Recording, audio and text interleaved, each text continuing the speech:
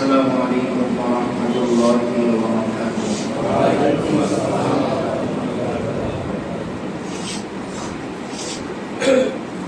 الحمد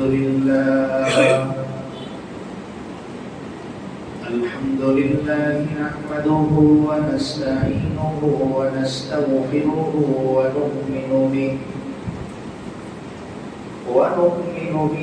ونتوكل عليه ونعوذ بالله من شرور أنفسنا ومن سيئات أعمالنا من يهده الله فلا مضل له ومن يضلله فلا هادي له ونشهد أن لا إله إلا الله وحده لا شريك له ونشهد أن سيدنا وسندنا وحبيبنا وحبيب قلوبنا وطبيبنا وطبيب قلوبنا ومولانا محمدا عبده ورسوله أرسله بالحق بشيرا ونذيرا وداعيا إلى الله بإذنه وسراجا منيرا أما بعد فأعوذ بالله من الشيطان الرجيم بسم الله الرحمن الرحيم إن للمتقين مفازا حدائق وأعنابا وكواعب أترابا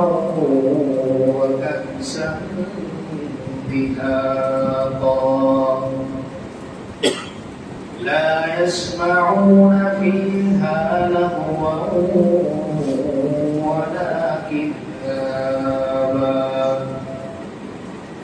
جزاء من ربك عطاء حسابا صدق الله العظيم وصدق رسوله النبي الكريم ونحن على ذلك لمن الشاهدين والشاكرين والحمد لله رب العالمين سبحانك لا علم لنا إلا ما علمتنا إنك أنت العليم الحكيم إن الله وملائكته يصلون على النبي يا أيها الذين آمنوا صلوا عليه وسلموا تسليما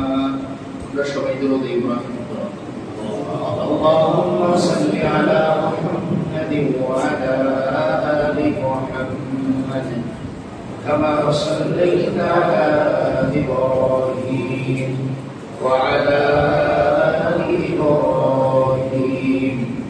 إنك حميد مجيد اللهم بارك على محمد وعلى آل محمد كما باركت على إبراهيم وعلى آل إبراهيم إنك حميد مجيد আলহামদুলিল্লাহ, আল্লাহ তাআলার দরবারে লাখ কোটি শুকরিয়া যে মহান আল্লাহ রাব্বুল আলামিন আমাদেরকে আরবি মাস সফর মাসের সর্বশেষ জুমা, এই আখিরি জুমাতে আমাদের সকলকে মসজিদে আসা, বসা এবং কিছু দিনই আলোচনা করার শোনার তৌফিক দান করেছেন। এজন্য আমরা সকলেই মহান মালিকের দরবারে শুকরিয়া দান করি। আলহামদুলিল্লাহ। এই মাস শেষ হতে রবিউল আউয়াল চলে আসবে। একজন মুমিনের কাঙ্ক্ষিত যত মাস, এই কাঙ্ক্ষিত মাসগুলোর মধ্যে রবিউল আউয়াল এটা অন্যতম একটি কাঙ্ক্ষিত মাস। আজকে যে আয়াত আমরা তেলাওয়াত করেছি, এই আয়াতের মধ্যে আল্লাহ তাআলা আমরা যে নবী পেয়েছি, আখিরি নবী, সর্বশেষ নবী, সাইয়্যিদুল আম্বিয়া ওয়াল মুরসালিন, আখির নামদার রাজদার মদিনা, মুহাম্মদ মুস্তাফা আহমদ মুস্তাফা সাল্লাল্লাহু আলাইহি ওয়াসাল্লাম যে উম্মত আমরা হতে পেরেছি এবং আমলের মাধ্যমে নেক আমল, ঈমান, আল্লাহ তাআলার আদেশ নিষেধ মানার মাধ্যমে আমরা যারা নিজেদেরকে মুত্তাকি হিসেবে তৈরি করতে পারবো, গঠন করতে পারবো, এদের জন্য আল্লাহ তাআলার পক্ষ থেকে একটি পুরস্কার রয়েছে। সেই পুরস্কারের বিষয়ে আল্লাহ তাআলা সূরাতুন নাবা ৩০ নম্বর পারার সূরাতুন নাবার শেষ দিকে এসে আল্লাহ তাআলা মুসলমানদের, মুত্তাকিদের জন্য পুরস্কার কি হবে এবং তাদের এই পুরস্কার গিফট বক্সের মধ্যে আল্লাহ তাআলা কি কি প্যাকেজ রেখেছেন, এই বিষয়ে আল্লাহ তাআলা বলেন। যদি আল্লাহ তাআলা তৌফিক দান করেন, এই আয়াতগুলোকে সামনে রেখে আমরা কয়েকটি কথা বলার চেষ্টা করব।